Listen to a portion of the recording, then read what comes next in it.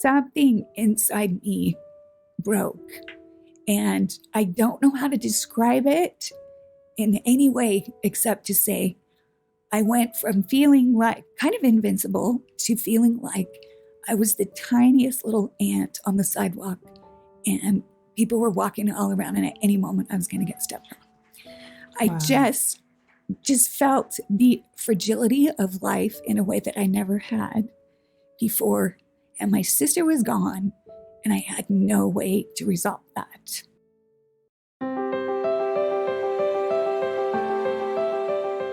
Welcome to Stories of Hope in Hard Times, the show that explores how people endure and even thrive in difficult times, all with God's help. I'm your host, Tamara K. Anderson. Join me on a journey to find inspiring stories of hope and wisdom learned in life's hardest moments.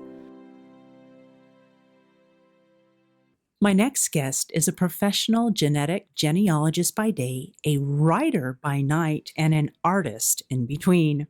Her love of what we can learn from history compels her to write the true stories she unearths doing research. And she's found that truth is indeed much more exciting and inspiring than fiction. She writes about family, faith, grief, art, and overcoming obstacles in life by coming to know who we truly are, children of God, and the descendants of remarkable people who paved the way before us, even if they really struggled. She believes in learning from our ancestors, honoring them, and then standing on their shoulders to become someone even better.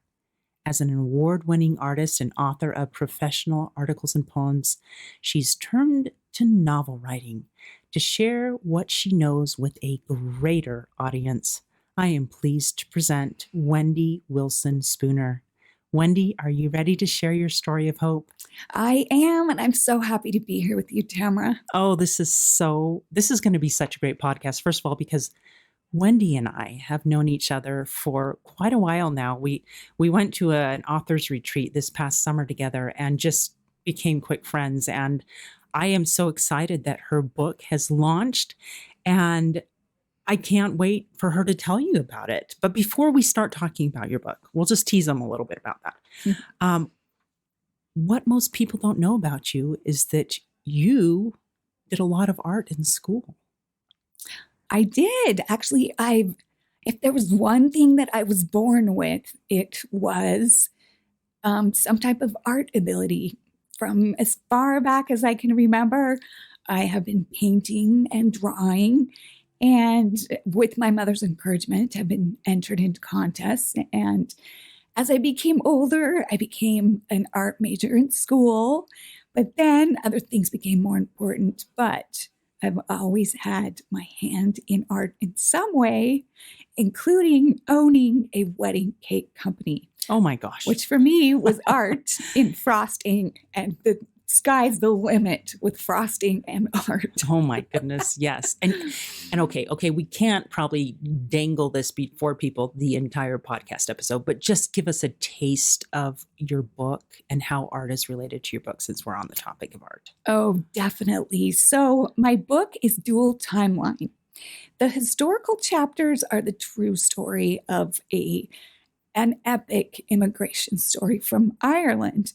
But the present day character, who is his descendant 5 generations later, is a 15-year-old gifted artist who is suffering from debilitating grief. And it's affecting the trajectory of her art career. And she's hoping to get into the University of London, but she's completely stalled. Wow. And tell us the name of it.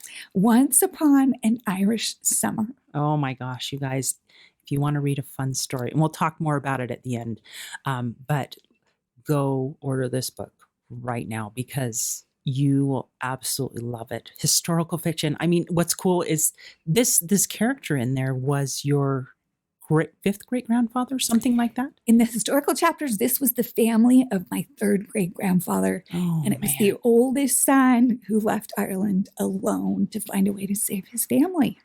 Wow. Oh, that must have been fun to research. It was for years. Oh my goodness. So, Wendy, besides being an amazing artist, you have quite the gift doing family history research. And I guess one of the things we don't even mention is that, or we haven't mentioned yet, is that you are involved with the Daughters of the American Revolution. I am. And interestingly enough, it was art that led to the national position I hold right now, because the Daughters of the American Revolution is a lineage society. So every professional genealogist that you know that is a woman is going to be a member of this society because of the service they provide this nation, but also because it is quite a challenge to prove your lineage back to a patriot of the Revolutionary War. So it's this cool challenge for a genealogist, but also we love this country. Mm-hmm. And so every year, Daughters of the American Revolution holds what's called the American Heritage Contest. And under the category of art and sculpture, there are 13 subcategories that you can enter artwork under. But aside from art and sculpture, there are 5 other categories like fiber arts and quilting and music and literature. So all of these entries across the nation pour into the vice chairs' homes, like my house right now, once a year. And then the judging takes place in February. And then the winners' entries go on display in Washington, D.C. at Continental Congress every June. Wow. So I won first place with the painting, and that was in 2018. And then the National Regent office had a new regent, and she contacted me and asked me to be vice chair over art and sculpture. Wow. Which is quite an honor, because only 2% of all the members of the DAR will ever hold a national position. Wow. So I was very honored. Congratulations. Thank you. That's fun. So she has this historical ability and also connections to the United States of America. That's pretty neat. Oh my gosh. Okay, we're going to have fun diving into your story today, though, because it tells us a little bit about you and your history. Yes, and we all have a history. Oh, we do. And sometimes they're not as fun as we wish they were, right? Right. Yeah. So why don't you take us back and tell us about your teenage years that you wish looked differently than they did? Yes. So I grew up in a truly wonderful family, but some tragic experiences happened to us and within us as a family that knocked several of us just into a different orbit of, just tragic trauma. And my brother, I only have one brother, has been my best friend since the day I was born. Aww. And he's 5 years older than me. So it's a unique friendship between a brother and sister because we are 5 years apart. But so when I was 13 years old, he left to serve a mission for our church. And I wasn't very attached to the rest of my family, because we really had attachment problems because of this serious trauma that took place in our family, which nobody ever got therapy for. There wasn't ever really any resolve found at that time. And so when my brother left, it was like my lifeline left, my anchor left. And so I turned outside of my home, basically to replace my best friend. And because of how I felt about myself and just how I felt inside in general, I didn't attract the best friends. And that's kind of how it goes. And so with the kind of friends I chose, I just got in a lot of trouble, and I lost sight of the things that are really important, like thinking about your future, your grades. How are these decisions going to affect me or my family or anyone? I just lost all sense of that. And that was a couple years where I really, really, really struggled. But I remember a turning point. Tell me about it. I was in my bedroom and I had another awful day with my family. And I was staring out my window just kind of loathing the world, hating my family. And a thought came into my mind and my heart. And I happened to be looking at the sky, and it was beautiful. And I can remember this day. And the thought that came into my heart was, you are right where you belong with the people you're supposed to be with, and it's going to be okay. And a switched inside of me at that moment. And it was kind of this glimmer of hope, like, really? These people that I can't stand to be with, I'm supposed to be with them? Okay, maybe this means something. And it wasn't too long after that my brother came home. And it was just kind of not smooth sailing from there, but it was just this spark of hope, like, you know what? There's something better, and it's got to start with me. Ooh. I stopped blaming my family. You realized that you could also impact Yes. these dynamics that were going on Yes. around you.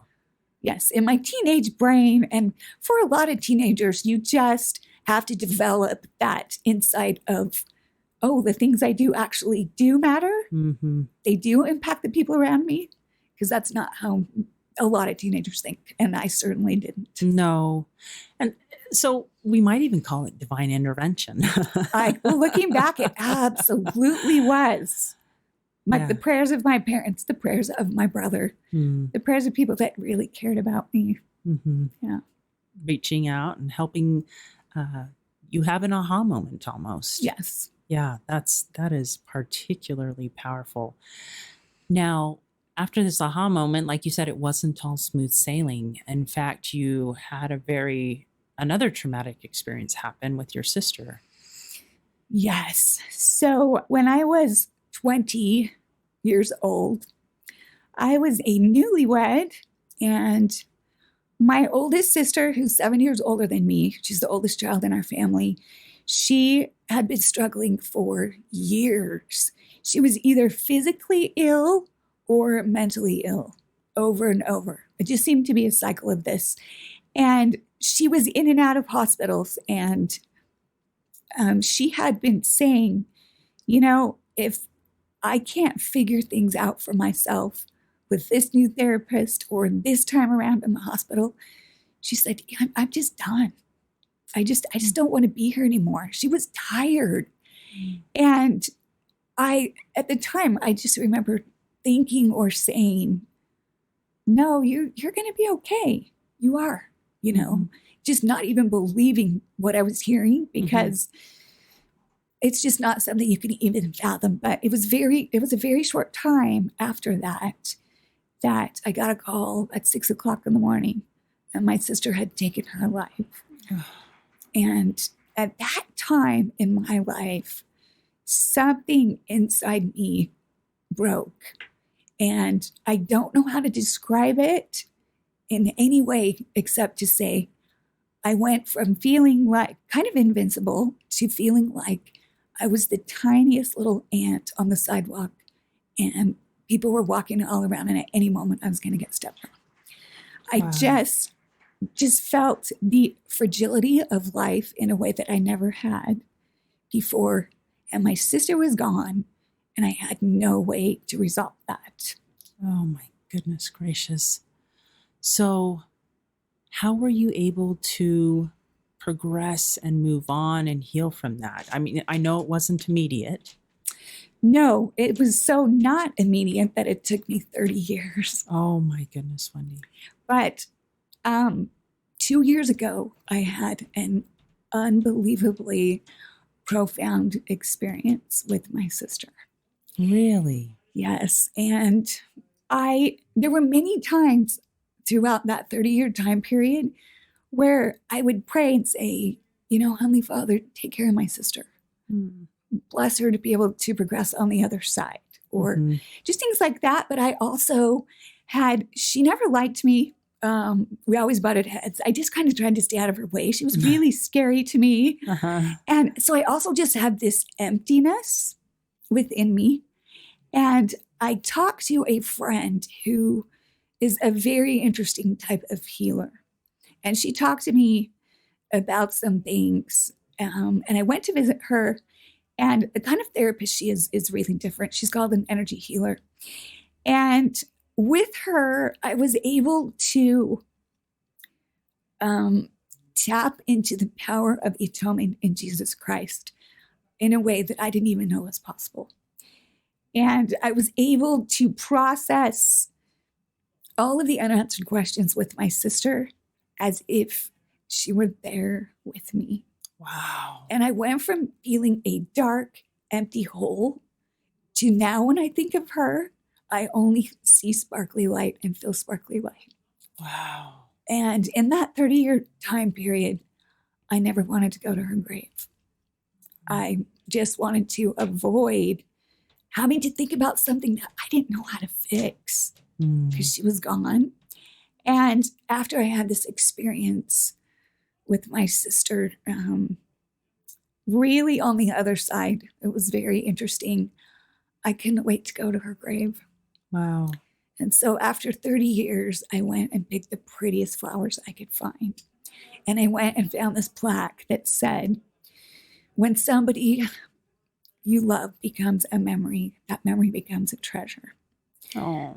And I took it and I left it on her grave, and I just sat there for the first time. I was just with her and thought about her. And it was so healing, and she needed that. Mm-hmm. She needed me to forgive her. It's really hard when somebody ends their life and the people that are left behind have to try to process it. But truly, Jesus Christ atoned for everything.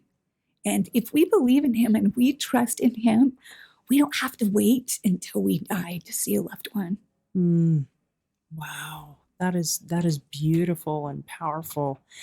And it is amazing that healing power of Jesus Christ, that it isn't just sins, it's other things, it's those hurts, even that other people have inflicted upon us. Yes. Or burdens that we carry that he can help us heal from. And that's powerful. And what an amazing thing that you had, that you learned probably the hard way. Yes. But I think that's the only way you learn that principle is by experiencing it and having him just take it away. And all of a sudden it was gone, right? It was truly gone, replaced with just love and light. Wow. Wow, wow, wow. That is so, so beautiful. So what is a lesson that you learned from these experiences that you've shared so far about family and life and all that? Just persevere. Never give up. Believe that things can change no matter what, because they can, especially if you're the one that's determined to make the change. Wow. Yeah. I like that message of don't give up. I think so often it's hard when we're in a dark place to be able to picture that it will get better. And so having that faith and belief that it can and will with God's help. Yes. Right? Because often by ourselves, we can't fix it all. Yes. And we all know that saying about the only way to get through something is to go through it. And often that through part is the dark place. Yeah. But you just have to believe that the light is on the other side. Yeah. So keep believing that the light will turn on, that winter will turn into spring. Yes. Right? Yeah. And the ice and snow will thaw. Yes. Oh my goodness. Yes, there's a lot of symbolism in the seasons, I think, that we can learn from. That's awesome. Now, one of the things that you encounter as a genealogist is family lines that have probably nasty secrets that people have shoved into their closets. Yes. And don't want people to know about. Tell me what you have learned about all of that as you research family lines. Well, every family, first of all, has skeletons in the closet. No family is perfect, and that's okay. And I think one of the tough things that families experience is if something bad happens, pretend it didn't happen. Mm-hmm. Don't talk about it. And I think every generation gets a little bit better, which is, I think, what the previous generations really want for us. Mm-hmm. And one of the things about living today, even though we have a lot of problems, Mm-hmm. is tolerance is a little better. People are talking more about things that are hard instead of pretending like the previous generations went through a lot of pretense. Mm-hmm. Let's just pretend everything's fine when Mm-hmm. it's really not. Mm-hmm. And so I see a lot of healing in my profession because I am a genetic genealogist Mm-hmm. and my clients are adoptees or those with unknown parentage. So I find the biological families of my clients, and I am so happy to say that reunions with biological families are 80, 90% positive. Mm-hmm. It's very rare that it's not a happy ending for one of my clients. They're usually accepted with open arms, and often they are told, "We wish you would have found us sooner." Wow. Yeah. Wow. So several lessons there. Mm-hmm. Everybody has problems. It's okay to talk about them. Yes, talk about your problems. and I have seen that truth in even in my family, and in my husband's family, as you go back generations, that some things that you just didn't talk about before, it's okay to talk about now, and so that is very comforting. Yes. To know that we are becoming okay with talking about, okay, you have a child with a disability. Let's just throw that out in the open, because I do. I have two on the you're the autism perfect spectrum. example of rising above. And whereas that was not okay to talk about, 40, 50 years ago. Right. It was like, oh, don't tell anybody, Yes. And now it's like, it's okay.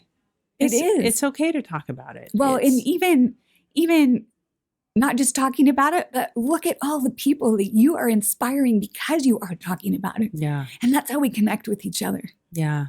Well, and I think that's the other message, is that you mentioned not all of us have skeletons in our closet in the past, but currently, in today's day, we all have, none of ours are perfect. Sorry if anybody thinks they are. Or you probably think your neighbor is, but really they're not. But that's amazing. And so that's really cool. One of the things we were talking about before we started the show was that even as we look back, like in the history of the Bible, people did not come from perfect families. No. And sometimes in the Bible, they're pretty blatant about, okay, this totally messed up. Yeah. These people did bad things. The Old Testament was particularly interesting.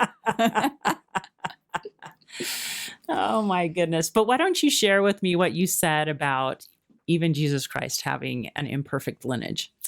Yeah. So if you ever find yourself just thinking, oh, my family drives me crazy, or my family's not perfect and everyone around me is perfect, first of all, that's the farthest thing from the truth.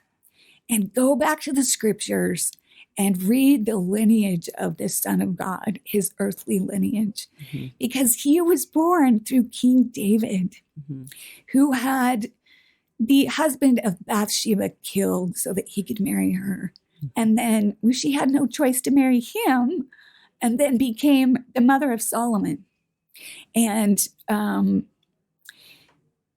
Christ is also descended from Ruth, as in Ruth and Naomi, through Ruth's second husband, who was Boaz.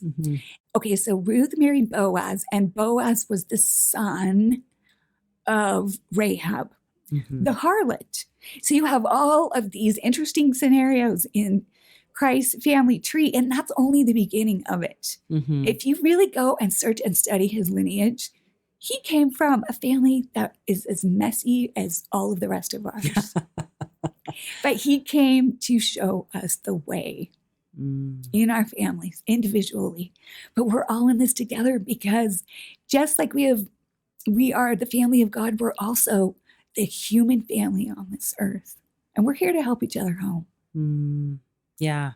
And you know what's interesting about that is I've met some people who don't claim their family is their family. They have friends that fill the role of family. Yes. And you know what?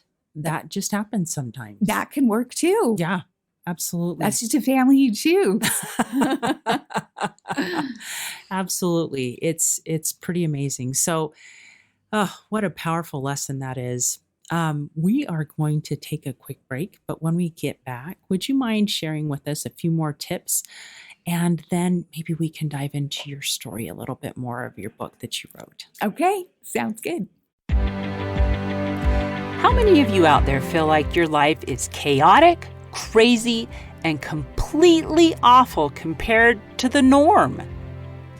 What if I were to tell you that you are normal for you?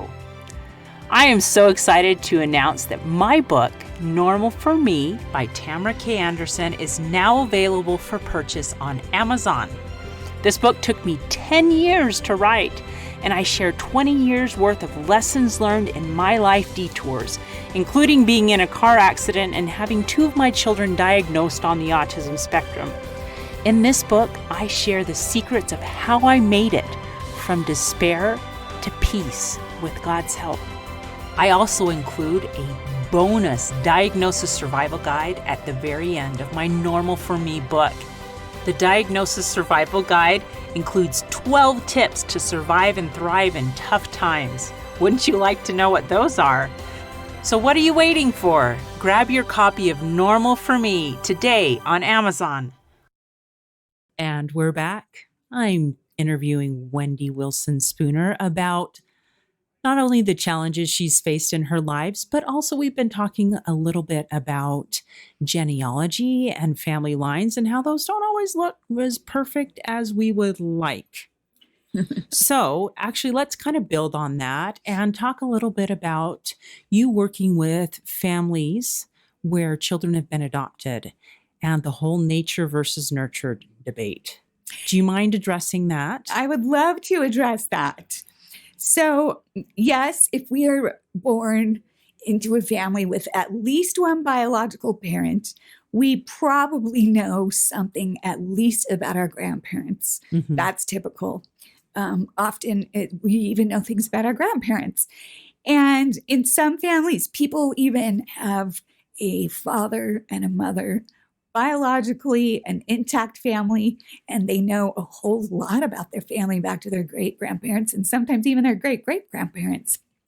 So let's talk about a scenario with if you're an adoptee. Mm-hmm. So whatever your family looks like, you may have 1 or 2 parents and you may or may not have grandparents, but it's so important to know that nature is just as powerful as nurture. And people can argue about this all day long, mm-hmm. but it really comes down to this fact. They're both extremely powerful influences in our lives. And if you're an adoptee, your parents, of course, have a great effect on you. I look at my niece and my sister-in-law, Emily and Carmen. My niece Emily is so much like Carmen. It's hilarious. And she was adopted? Them. Yes, Emily was adopted. And if you think about Carmen's parents, they, of course, I know Carmen's mother really well, mm-hmm. and her father. They, of course, have had a huge influence on Emily. Mm-hmm. And there's nothing biological there. And then the great-grandparents in that family, well, they influenced the grandparents and they influenced Emily's mother. Mm-hmm. And so generations back, you're still going to have the nurture influence just as much as the biological. Mm. So you claim your lineage, whatever it looks like. Mm.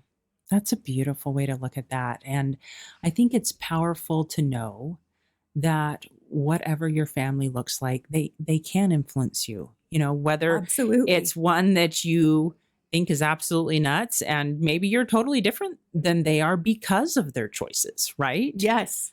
Because I've seen that happen in several friends' families that, they're like, I don't know how I turned out the way I did because my family is crazy. But that's okay. But then there's other families where, like you say, a child's adopted and they totally fit in that family. You know, you wouldn't know any different.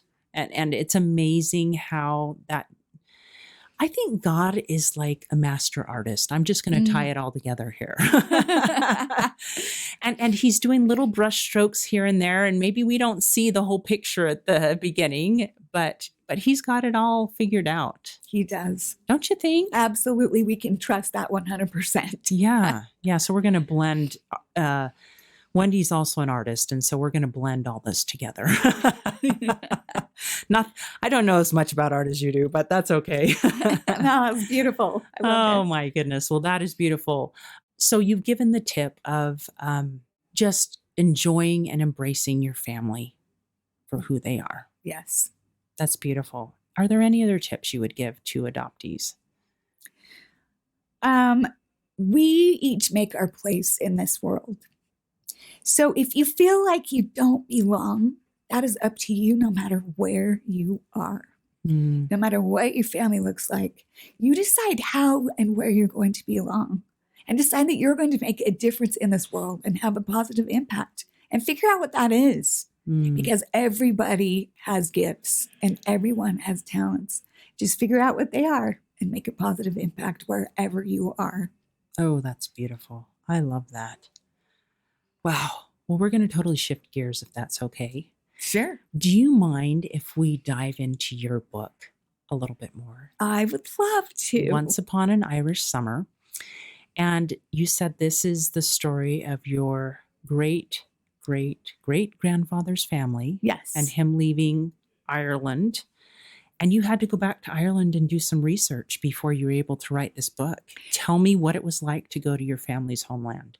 Well, okay, there were some records here because of this family's oldest son. When he was 18, he left Ireland and crossed the Atlantic alone to find a way to save his family. Because this is the time of the potato famine? No, this was before the potato famine. So this was just after the huge Irish rebellion around 1800. Okay. And the English were coming down hard on the Irish with tax laws and laws that just kept constricting how they could make a living, which affected the farmers, it affected the food supply, and everybody was in a really, really tough place. So people started leaving Ireland. And there have been many exoduses from Ireland. The potato famine was a huge one, but this one was pretty big too. So this young man left in 1817. That was the year. And when he came to America, he journeyed through antebellum America trying to find how he was going to make a success of himself. And so he left 15 boxes of manuscripts, which are called the Hamilton Papers, which survive today. And that's just one of the archives that he left behind because of who he became. Wow. But in Ireland, of course, we wanted to see where he came from. And so I took a trip with my husband and my parents, and we went to this little town called Irvinstown. And it's adjacent to this larger city called Enniskillen and Enniskillen Castle. And this family is very connected to that whole area. And they're also connected to County Donegal, which is out on the west coast. And we connected with a distant cousin who took us to the graves of our ancestors. Oh, wow. In this seaside cemetery with this little crumbling stone church that had been there for 1,000 years. Oh, my gosh. In the middle of this cemetery. And then she took us for a drive up the coast a little ways, and we came to the gates of an estate, and it was the still intact estate of this family, connected to this family. Wow. And it was vacant at the time. And in her perfect Irish accent, which I'm terrible at, so I won't attempt, she said, I'm sure if you wanted to hop the wall, no one would bother you. And we couldn't get out of the car fast enough. And so my mom was 77 at the time. Oh my gosh. And she made sure she got over that wall. My husband and I got her over the wall. And just imagine yourself exploring a Jane Austen estate. Oh my goodness. With the manor house, a carriage house, the servants' quarters, and wooded grounds that went for miles. Oh my goodness. It was incredible. And that estate is in the book. Oh, and you were able to describe it. Oh gosh, I can almost taste it. I want to eat it so bad. Yes. I'm going to devour your book is what I'm going to do. I've already, it's coming. That is amazing. Well, that gives us enough of a little taste to want to read Irish Summer. So tell us where we can order the book. You can order it on Amazon, and you can find it in Barnes & Noble. You can find it in many bookstores and online. Very good. Oh, thank you, Wendy. So before we go, why don't we talk about a few things? Let's talk, first of all, about maybe some of the resources you would recommend to people that are struggling. Maybe not just, maybe with family issues or maybe not with family issues, people that are just struggling in general. What would you recommend? Well, the number one source that I would recommend, and there is no greater source than this one, is to turn to God and search his words in the Bible. Mm-hmm. And I would love to share my favorite scripture with you. Oh, please. If that's okay. Love to. It is in James chapter 4, verse 8, and it's very simple. It just says, draw near to God, and he will draw near to you. Ooh. And how do we draw near to God? We search his words, and then we talk to him. We pray, and he will talk back to us. Wow, that's beautiful. What is the best way you have found in your own personal life to be able to hear him? Because I know sometimes the buzzing of technology and all that is just so loud around us. What do you do personally to find a space where it's quiet enough for you to hear God talking back? Well, it's interesting how we're all so different in that way. Yeah. So I am given just splinters of thoughts throughout my day. If I start my day with prayer and I connect to God, he's going to talk to me all day long. And they come in flashes of thoughts, things I need to do, people I need to contact, ideas that I need to work with more that he's given me previously. Mm-hmm. And for me, it's just all throughout the day. As long as I'm making good choices in what I'm listening to, what I'm watching, my own thoughts in my head, it's almost like you can choose to stay on the frequency that God talks to you. Ooh, I love that. And that's just by our simple choices we make all day. Ooh, I love. So stay on the frequency. So start your day off right. Yes. Kind of tune your radio. Tune that knob to that frequency. And then have it stay on that frequency all day. Yes. And pay attention to those thoughts and ideas that come into your brain. Oh, I love that. That is beautiful, beautiful, beautiful. Now, Wendy, there's going to be people that are listening to this podcast who have just really resonated with your story. Maybe they want to connect with you because they're an adoptee looking to find their parentage. But how do people connect with you? How do they find you on social media, your website, all of that? Why don't you share that with us? On social media, you can connect with me on either of my Facebook pages. So I have author Wendy Wilson Spooner, or you can connect with me on my personal Facebook page, which is Wendy Wilson Spooner. Or you can go to either of my websites. KnowMyRoots.com is my genetic genealogy website, and WendyWilsonSpooner.com is my author website. Oh, that's awesome. And you do want to connect with her because she gives fantastic giveaways. I do. I love to give So away why my don't favorite you, things. we'll just tempt them a little bit. Tell us, especially with this being big Daughters of the American Revolution, you're involved with them. Tell us some of the things that you have found that you love to give away to your followers. Well, this is the 100th anniversary of the suffragettes and women gaining the vote in America. And this is a huge celebratory year with Daughters of the American Revolution, but all across this nation, it's happening. We are just celebrating as women our right to vote, just a very basic right. And I revere good men. There are so many incredible men in this world, including my dad and my brother, who couldn't be better men. And let's all remember that God and Jesus Christ are men, and they are our greatest supporters. And I'm only saying this because the suffragette movement was to gain women's rights, but let's not put down men in the process. Let's celebrate the good men as well. And so, anyways, some of the giveaways I'm giving this year, I found some really fun things. So the first thing I gave away a couple months ago was this beautiful Susan B. Anthony bookmark. Not just any bookmark. It was finished in antique silver, and it had this gorgeous antique picture under glass of Susan B. Anthony's portrait. Oh my word.